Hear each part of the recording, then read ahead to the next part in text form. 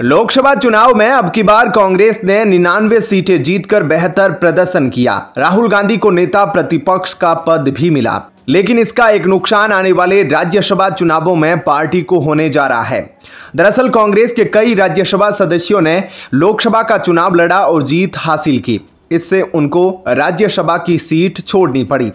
अब 12 राज्यसभा सीटों पर जो चुनाव होने जा रहे हैं, उनमें कांग्रेस नेताओं द्वारा छोड़ी गई सीटों का लाभ पार्टी को नहीं मिलेगा।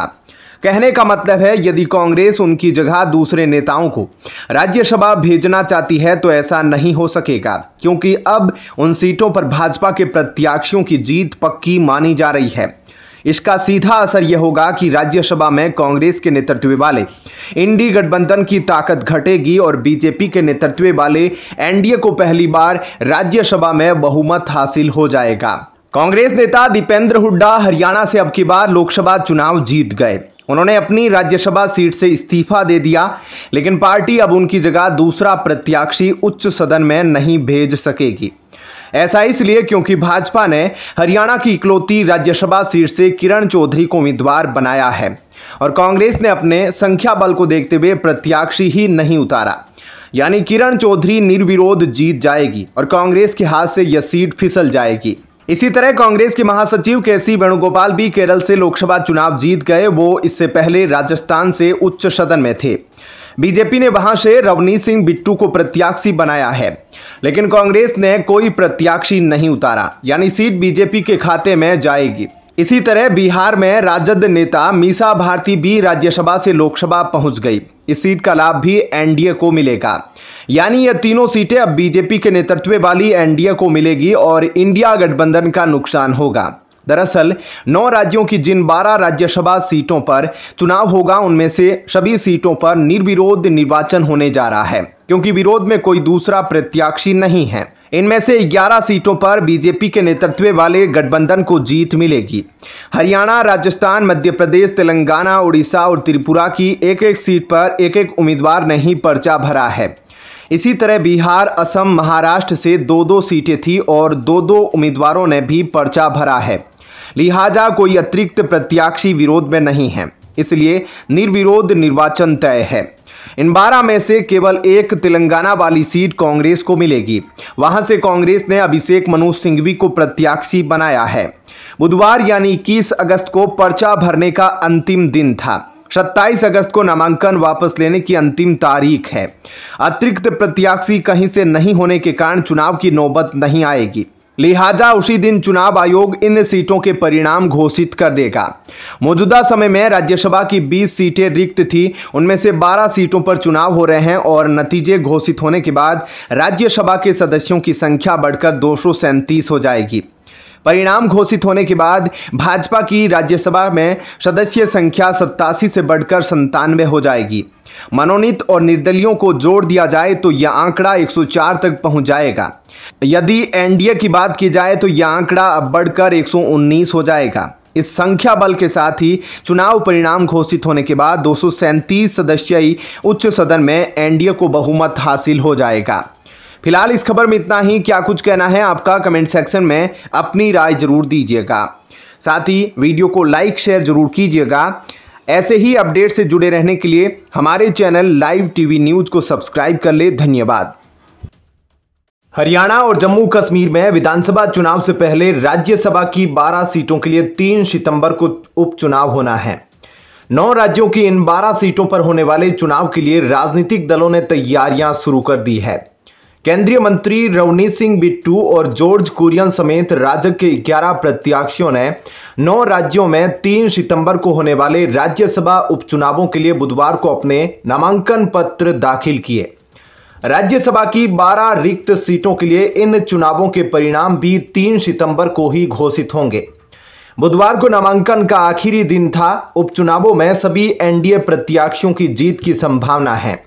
इन 12 सीटों पर कौन बाजी मारेगा यह तो वक्त ही बताएगा, लेकिन इस बार इन 12 सीटों पर रोमांचक मुकाबला होने की बात कही जा रही है। किसी सीट पर कांग्रेस तो किसी पर बीजेपी मजबूत नजर आ रही है। राज्यसभा में अभी बीजेपी के पास 86 सीटें हैं, जबकि सहयोगी दलों को मिलाकर देखें तो बीजेपी की अगुवाई वाले एनडीए के पास 101 सीटें हैं। राज्यसभा में कुल सांसदों की संख्या 245 है। फिलहाल 226 सांसद है। यहां बहुमत का आंकड़ा 114 है। अभी एनडीए बहुमत के आंकड़े से 13 सीटें पीछे हैं। ऐसे में इन 12 सीटों के नतीजे काफी अहम हैं। अगर बीजेपी को यहां सभी पर जीत मिल जाती है तो वह बहुमत के करीब होगी, जबकि कांग्रेस अगर 5-6 सीट पर भी जीत हासिल करती है तो वह बीजेपी को गठबंधन से दूर कर देगी। ऐसी स्थिति में बीजेपी की अगुवाई वाली केंद्र सरकार के लिए किसी भी बिल को राज्यसभा में पास कराना मुश्किल ही होगा। राजनीतिक एक्सपर्ट बताते हैं कि बात लोकसभा चुनाव की हो या विधानसभा चुनाव की, जिस तरह से मध्य प्रदेश में बीजेपी ने अब तक प्रदर्शन किया है उससे साफ है कि यहां भी बीजेपी एक तरफा जीत दर्ज करते हुए एक सीट फिर से जीत दर्ज कर ही लेगी। इसके अलावा त्रिपुरा में भी बीजेपी मजबूत स्थिति में नजर आ रही है। राजनीतिक एक्सपर्ट कहते हैं बीजेपी असम में अभी काफी मजबूत स्थिति में नजर आती है। इसके अलावा पिछली बार भी दोनों सीटों पर उसी का कब्जा था। ऐसे में एक्सपर्ट कह रहे हैं कि इस बार भी असम की दोनों सीटों पर बीजेपी जीत दर्ज कर सकती है। राजस्थान की एक सीट पर राज्यसभा के उपचुनाव होने हैं। इस सीट पर बीजेपी मजबूत बताई जा रही है। एक्सपर्ट बताते हैं कि पहले विधानसभा चुनाव और फिर लोकसभा चुनाव 2024 में पार्टी ने जिस तरह राजस्थान में प्रदर्शन किया है उससे बीजेपी एक बार फिर यहां जीत दर्ज कर सकती है। महाराष्ट्र और बिहार की बात करें तो यहां कड़े मुकाबलों की उम्मीद है। पिछली बार बिहार में एक सीट पर आरजेडी और एक पर बीजेपी को जीत मिली थी। इस बार भी काफी कड़ा मुकाबला हो सकता है। वजह है विपक्षी दलों के पास भी पर्याप्त सीट होना। राजनीतिक जानकारों का कहना है कि बीजेपी ने इस बार ओडिशा में बीजेडी को विधानसभा चुनाव में सत्ता से उखाड़ फेंका है। इस बार उसके पास नंबर ज्यादा है, इसलिए ओडिशा में बीजेपी का पलड़ा भारी है। वहीं तेलंगाना की बात करें तो यहां रेवंत रेड्डी की अगुवाई में कांग्रेस ने सरकार बनाई थी। पार्टी के पास विधायकों की अच्छी संख्या है। एक्सपर्ट कहते हैं कि तेलंगाना में कांग्रेस बाजी मार सकती है। सभी राज्यों में से हरियाणा में ही सबसे कठिन मुकाबला माना जा रहा है। दरअसल 90 सदस्यीय हरियाणा विधानसभा में अब 87 सदस्य हैं। पार्टी के हिसाब से देखें तो भाजपा के पास 41 विधायक है। इसके अलावा 2 विधायक निर्दलियों का समर्थन उसे हासिल है। बीजेपी के पास कुल 41 विधायकों का समर्थन है। वहीं विपक्ष पर नजर डालें तो उनके पास 43 विधायक है। इनमें कांग्रेस के पास 28 विधायक, जननायक जनता पार्टी जजपा के पास 10 और 3 निर्दलीय हैं। 3 निर्दलियों ने पहले ही सरकार को समर्थन दिया था, लेकिन हाल ही में उन्होंने कांग्रेस का समर्थन कर दिया। फिलहाल इस खबर में इतना ही। बने रहिए लाइव टीवी न्यूज के साथ। धन्यवाद। जय हिंद। दिल्ली में विधानसभा चुनाव होने में कुछ ही महीने का समय बचा है। ऐसे में दिल्ली की सत्ता में काबिज आम आदमी पार्टी की सरकार ने अपनी तैयारियां अभी से ही शुरू कर दी है। दिल्ली सरकार के तमाम मंत्री और विधायक अपने अपने क्षेत्रों में जनता के बीच पहुंच रहे हैं। इसी कड़ी में दिल्ली सरकार की मंत्री आतिशी मारलेना बुधवार को उत्तम नगर के द्वारका मोड़ इलाके में जनता के बीच पहुंची, जहां उन्हें लोगों की नाराजगी का सामना करना पड़ा। दरअसल दिल्ली सरकार में मंत्री आतिशी मारलेना उत्तम नगर के द्वारका मोड़ इलाके में विधायक नरेश बालियान के साथ जनता के बीच पहुंची, जहां वह जनता की समस्या सुनने के लिए पहुंची थी, लेकिन उन्हें लोगों की नाराजगी का सामना करना पड़ा। स्थानीय लोग और बुजुर्ग यहां मंत्री आतिशी और विधायक के सामने अपनी अपनी समस्याओं को बताते हुए गहरी नाराजगी जाहिर की। इस दौरान का एक वीडियो भी सामने आया है, जो सोशल मीडिया पर काफी तेजी से वायरल हो रहा है। आपके काउंसलर बिल्कुल काम नहीं कर रहे हैं। कोई भी काउंसलर हो नहीं आता ना, कोई काउंसलर नहीं आता। ये कहते थे कि हमें काउंसलर, अरे क्या हो गया भाई, क्या हो गया, कैसे बोलने नहीं दे रहे हो? अरे बोलने क्यों नहीं दे रहे हो? बोलने क्यों नहीं दे रहे हो? नहीं, रियलिटी बोलो। एक भी काउंसलर काम नहीं कर रहा है यहाँ पे। जब तो कहते थे हमें ले आइए एमसीडी में, हम नरक बना के रख दिया है। अरे भाई क्या हो गया, कैसे नहीं कर रहा है? रहने दो भैया, उनको क्या कर रहे हो हम आपको कुछ कह रहे हैं, रियलिटी बोल रहे हैं ना। कोई हमें दिक्कत हो रही है, वही चीज बोली जा रही है ना, तो इसमें डर वाली क्या बात है? सुनेंगे भी और दिखाएंगे भी।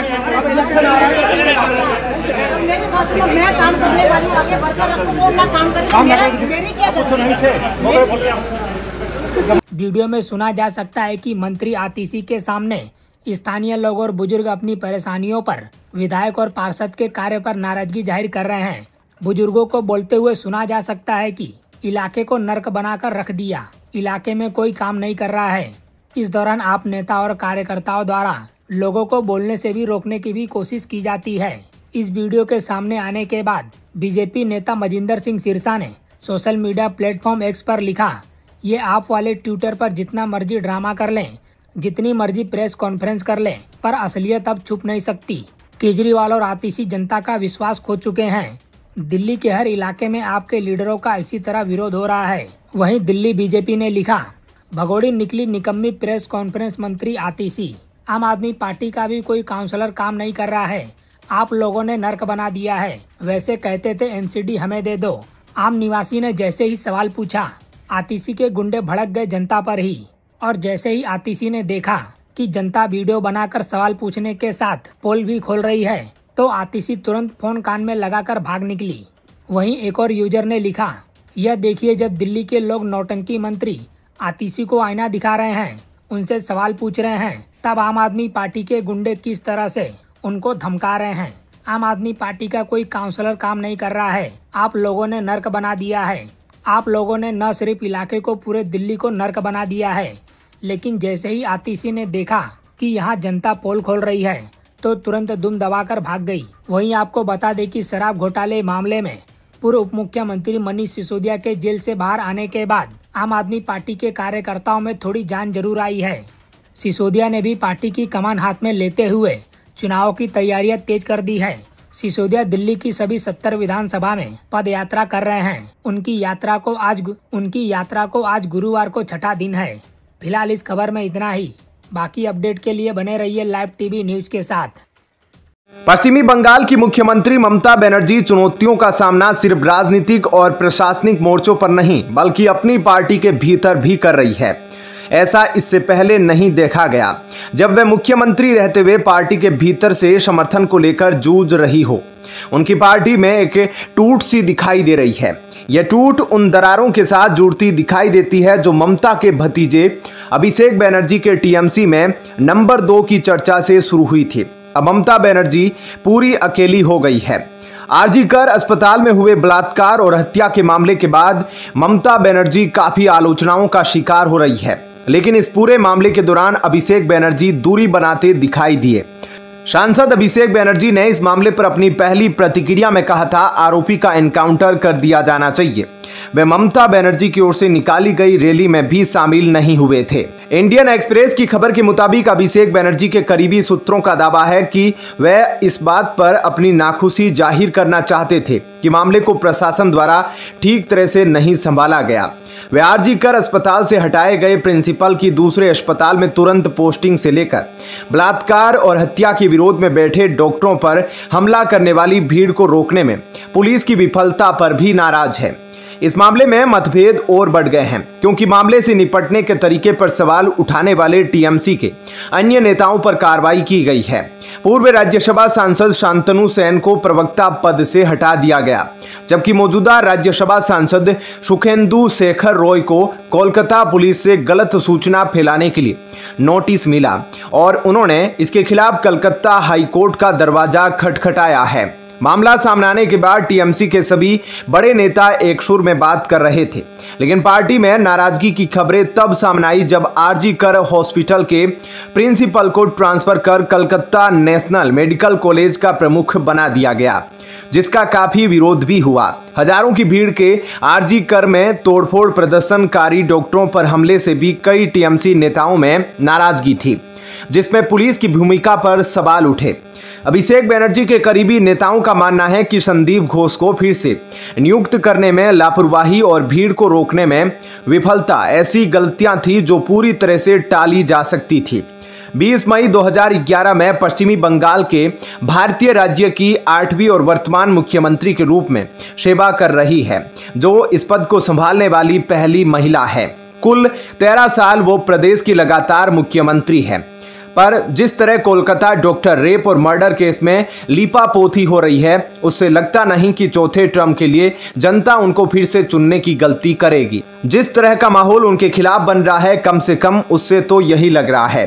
पार्टी में उनके खिलाफ गुस्सा बढ़ रहा है, घर में भी सब ठीक नहीं लग रहा है। विपक्ष लगातार हमलावर है, कांग्रेस से भी अपेक्षित सहयोग नहीं मिल पा रहा।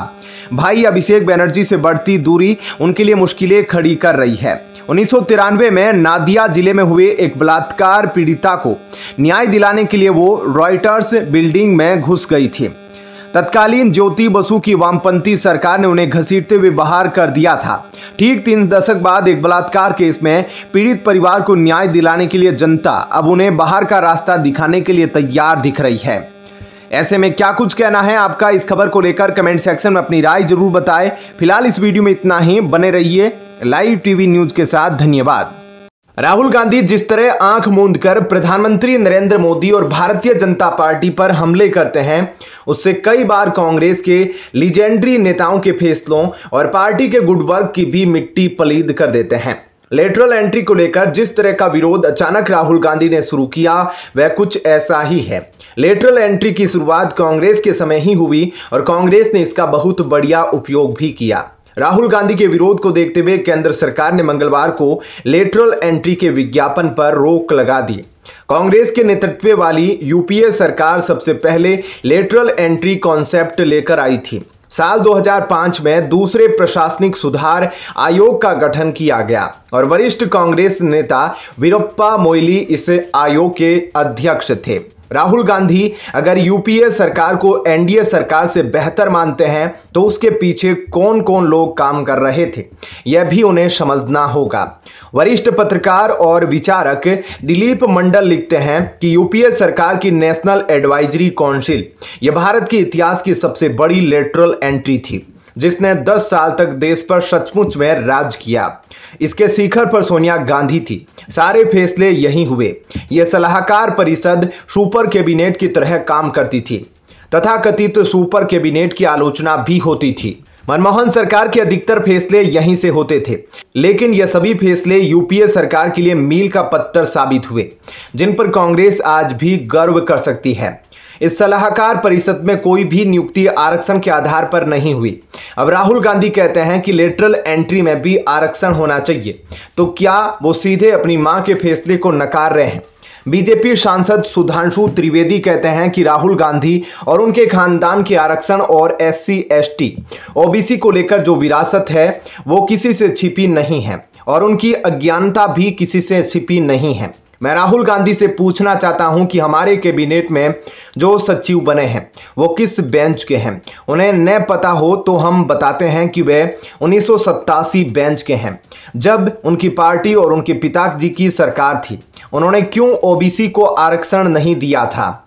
सरकार के लेटरल एंट्री के फैसले पर यू टर्न के बाद कांग्रेस सांसद राहुल गांधी की प्रतिक्रिया सामने आई है।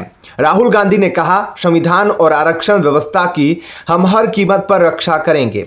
भाजपा की लेटरल एंट्री जैसी साजिशों को हम हर हाल में नाकाम करके ही दिखाएंगे।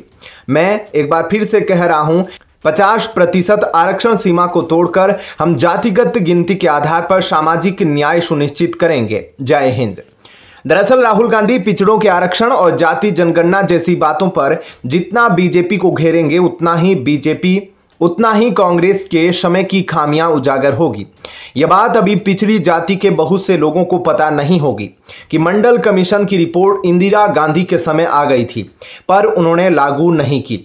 राजीव गांधी भी प्रधानमंत्री बनने के बाद इस रिपोर्ट को दबाए रखे। 1989 में विश्वनाथ प्रताप सिंह की जब सरकार बनी तो मंडल कमीशन की रिपोर्ट लागू हो सकी।